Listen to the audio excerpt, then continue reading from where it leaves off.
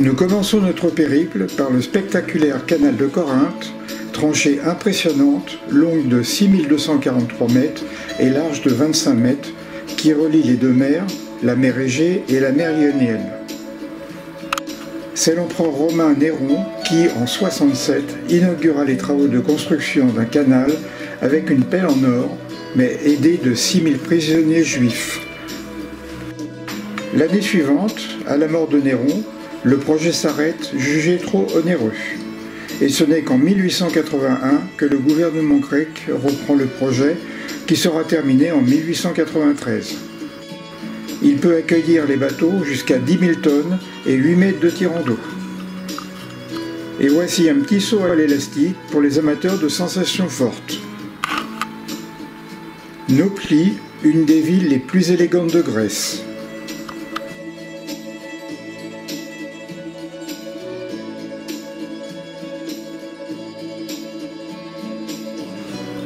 Église orthodoxe de Panakria, aux dorures incroyables.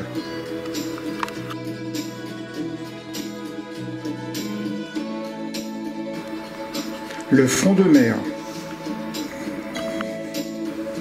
Citadelle vénitienne Palmède, accessible par un escalier de 900 marches. Visite de la distillerie artisanale d'Ouzo, Caronis, où nous ne manquerons pas de faire des achats. Arrivée en soirée à Tolo, petite station balnéaire où nous resterons 3 nuits.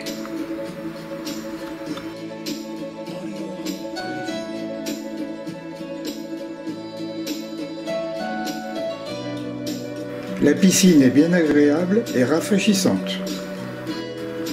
Et la baignade en mer Égée était incontournable pour certaines.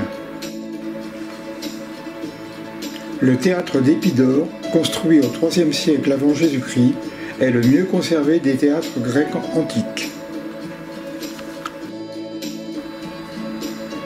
Il pouvait accueillir 15 000 spectateurs avec une acoustique incroyable, comme nous le fait constater Corinne. Je vais laisser une petite caisse. Une caisse de 50 centimes. Écoutez ça.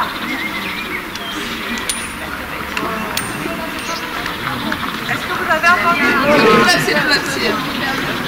Faire retomber quelques pièces. Comme 10 drachmes, 50 drachmes. Et si je fais là, à côté de vous, mais dans le théâtre.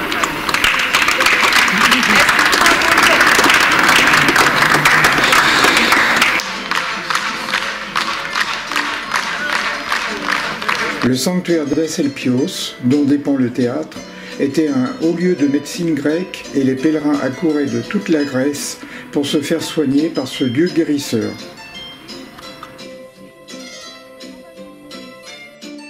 Des épreuves sportives et théâtrales étaient organisées en l'honneur des dieux. Et là, vous tournez la page.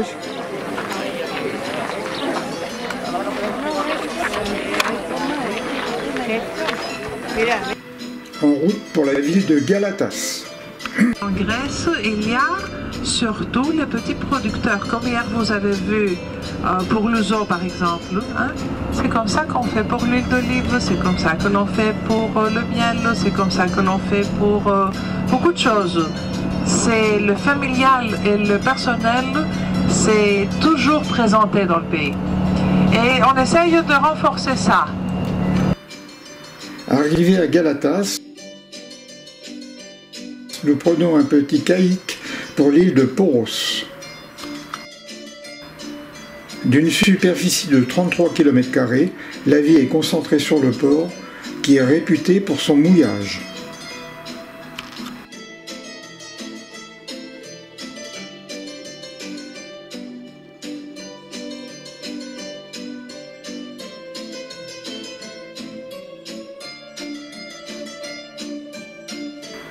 Le lendemain, embarquement pour l'île d'Hydra. Autrefois repère des corsaires, l'essor touristique en a fait aujourd'hui une station à la mode, au rendez-vous des peintres, artistes et écrivains.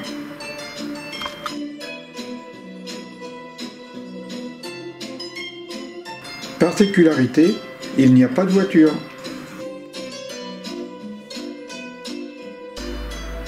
Son village est bâti en amphithéâtre avec ses splendides demeures d'armateurs du XVIIIe siècle.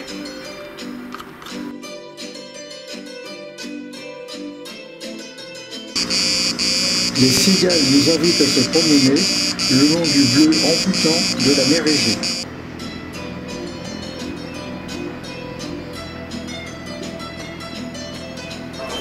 Mais il faut bien reprendre des forces.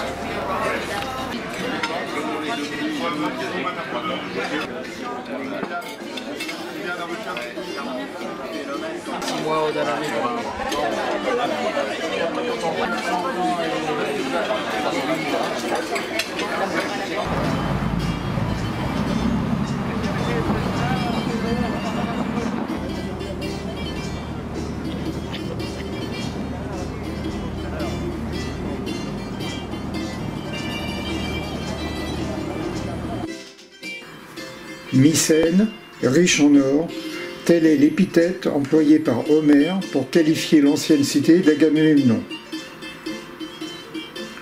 La citadelle de Mycène est le royaume du mythique Agamemnon et le plus riche et important centre palatial de l'âge du bronze tardif en Grèce.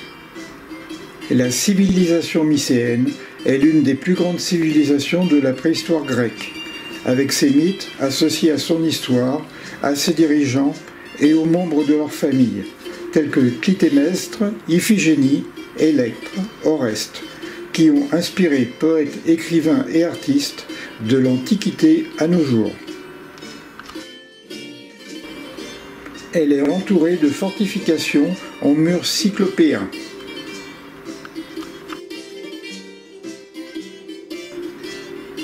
La porte des Lionnes est le seul exemple de sculpture monumentale de la civilisation mycéenne.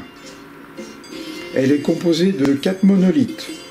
Le linteau de 4,50 m de long et de 2,10 m de large, avec 1 m d'épaisseur, pèse plus de 52 tonnes.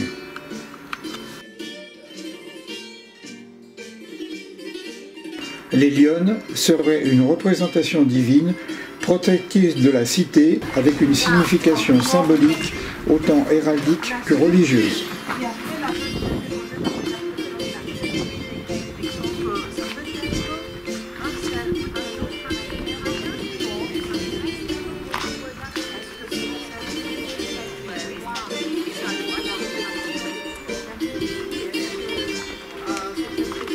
Qui a été rajouté. Cette partie-là, qui devait être consolidée là avec un tour, c'est la partie qui a été réservée aux clergés.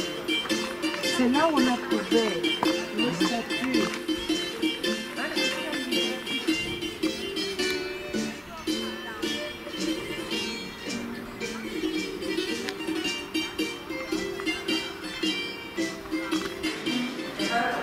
Le musée archéologique présente des objets de l'âge du bronze vers -3000 jusqu'à la période hellénistique dans les années -100.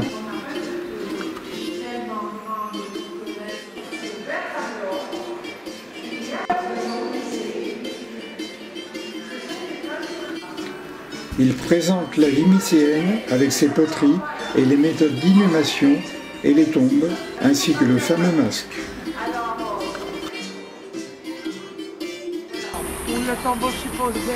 À côté de l'enceinte de Mycène, on a découvert 9 grandes tombes à coupole en forme de ruche. On y accède par un long corridor fait de pierres monumentales. Elles n'accueillaient pas de sépulture, mais servaient probablement à différents rituels. La coupole funéraire s'élève à 14 mètres. Nous reprenons la route le long de la mer Égée et traversons une zone industrielle d'hydrocarbures.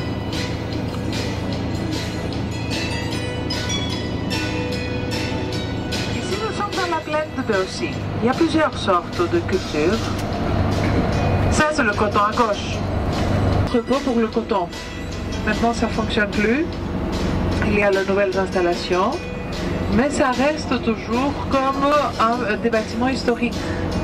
La récolte du maïs, la récolte du blé, la récolte du coton, la récolte de trifelles, des carottes, des oignons, de pommes de terre. Et en général, ici en Grèce, les pommes de terre, les cultures des pommes de terre, on le fait là où le terrain est fatigué.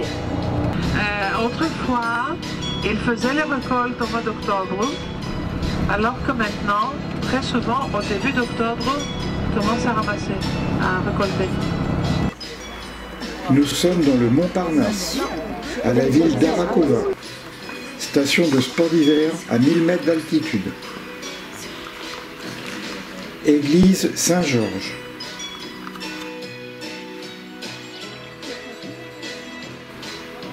Le sanctuaire panalémique de Delphes, où parlait l'oracle d'Apollon, abritait l'Omphalos, le nombril du monde.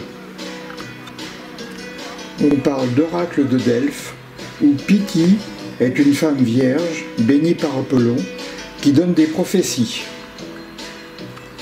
Peu de décisions politiques importantes étaient prises sans qu'elles soient consultées.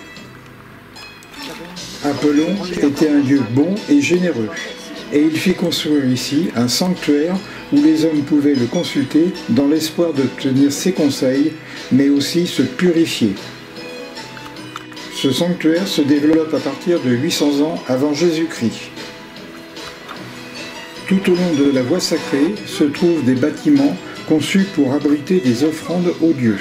Cet édifice, dénommé Trésor des Athéniens, servait de chapelle votive. Le temple d'Apollon. Le théâtre. Le théâtre et le gymnase, que l'on verra après, servaient tous les 4 ans pour les jeux pythiques dédiés à Apollon.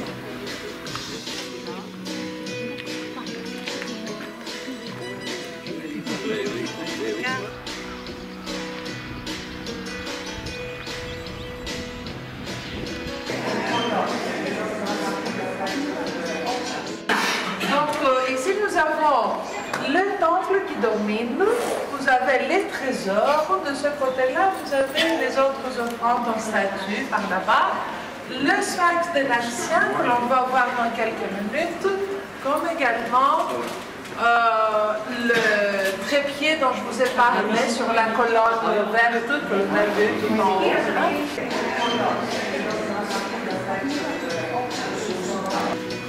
Crissot, c'est l'or.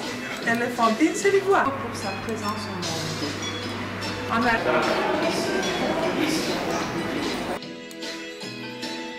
Nous quittons le Montparnasse.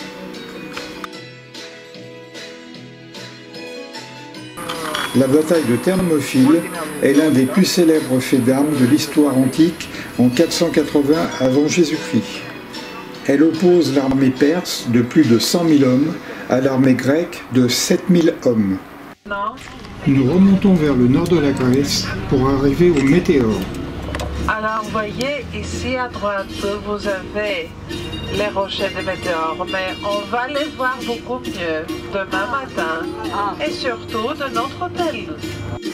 Les Météores comptent parmi les plus remarquables curiosités de la Grèce, surtout grâce à leur situation au sommet de hauts rochers, de grès durs et de conglomérats formés par l'érosion du sol marin, asséchés et dressés comme des menhirs de taille cyclopéenne. Autour des rochers des Météores, il y a souvent des petites cultures et des grandes cultures. Et comment ça appartient au monastère? Ce sont des cultures, ce sont des terrains qui appartiennent au monastère. Les monastères donnent leur champ pour un somme d'argent pour que les gens puissent cultiver ce qu'ils veulent.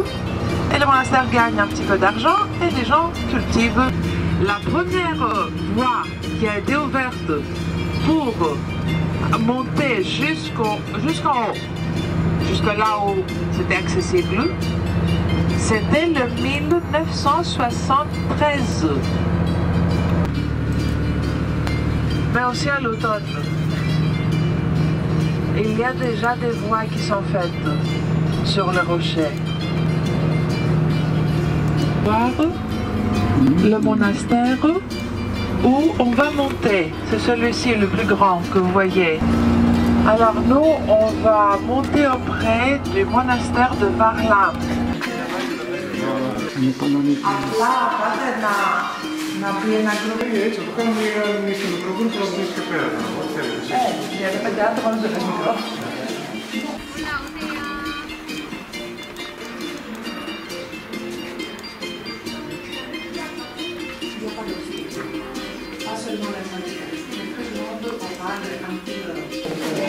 사진도 찍어야 되니까.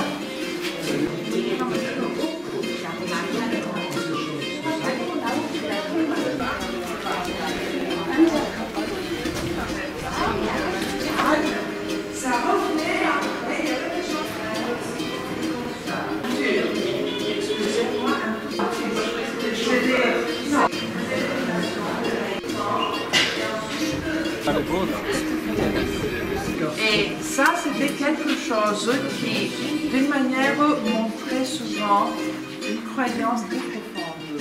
Après la croix, il y avait 4 personnes qui poussaient pour que ça tourne.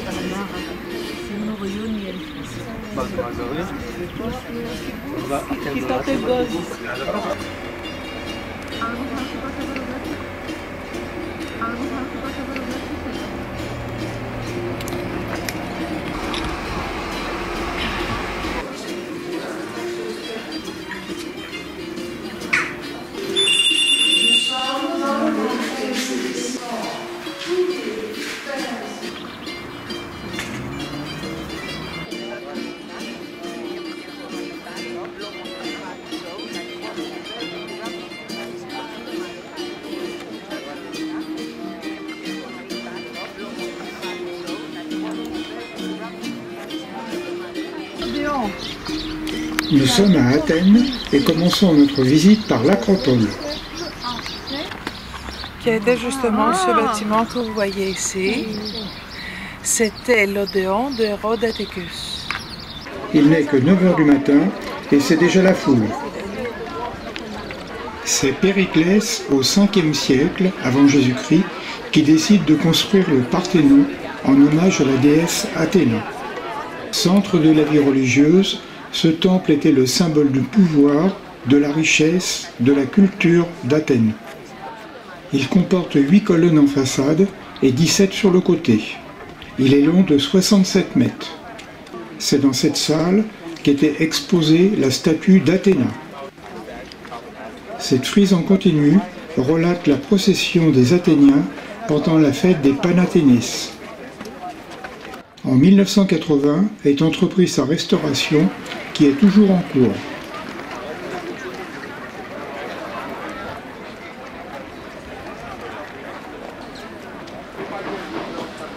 Il a eu plusieurs fonctions au cours des siècles. Converti en église au VIe siècle, puis cathédrale dédiée à la Vierge, il devient mosquée ottomane au XVe siècle. Temple d'Athéna Niké. Niké signifie littéralement victoire en grec ancien. Victoire dans la longue guerre qui opposait les Grecs à Sparte et à ses alliés.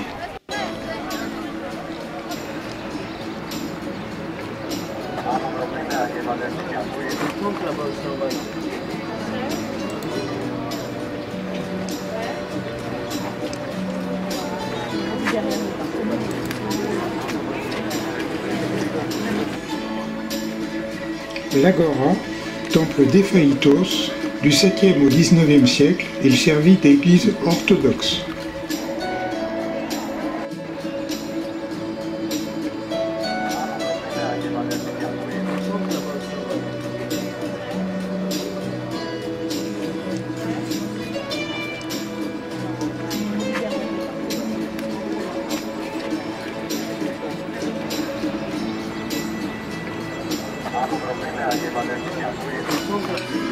Nous descendons en ville. La cathédrale orthodoxe de l'Annonciation. Dans les années 50, la ville développe ses infrastructures avec de nouveaux bâtiments ministériels. Mais sur cette parcelle subsiste la petite église Hagia di Mani, refus catégorique de l'église de la déplacer. Seule solution trouvée par le gouvernement, l'englober dans les nouveaux bâtiments.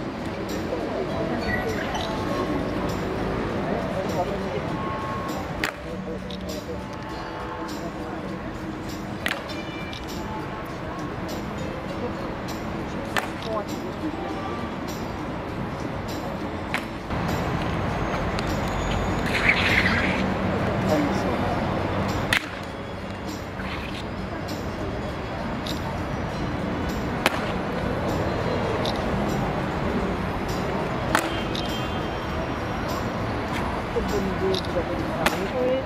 faudrait faire pareil, les grands là. Donc le mettre à genoux là, on voit un peu les grands là.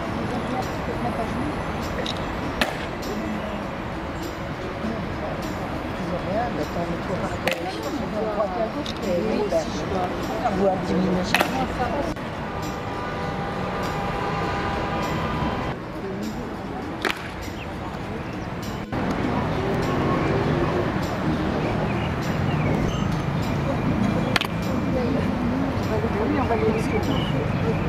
Rue de Philhellène et on se dirige vers le stade Panathinaïque.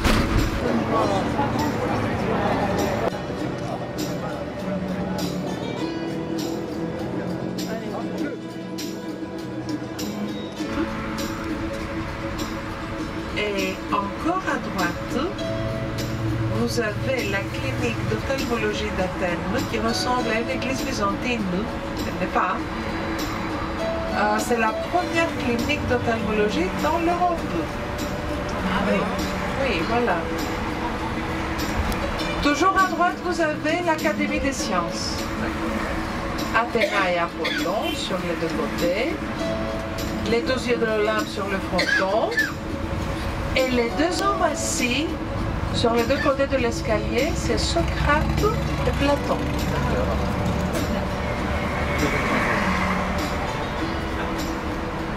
En continuant notre trajet, le fameux Eugène Thiele, architecte Bavière toujours. De retour à l'hôtel, au dernier étage, je ne peux résister à la vue sur l'Acropole et encore moins à la piscine.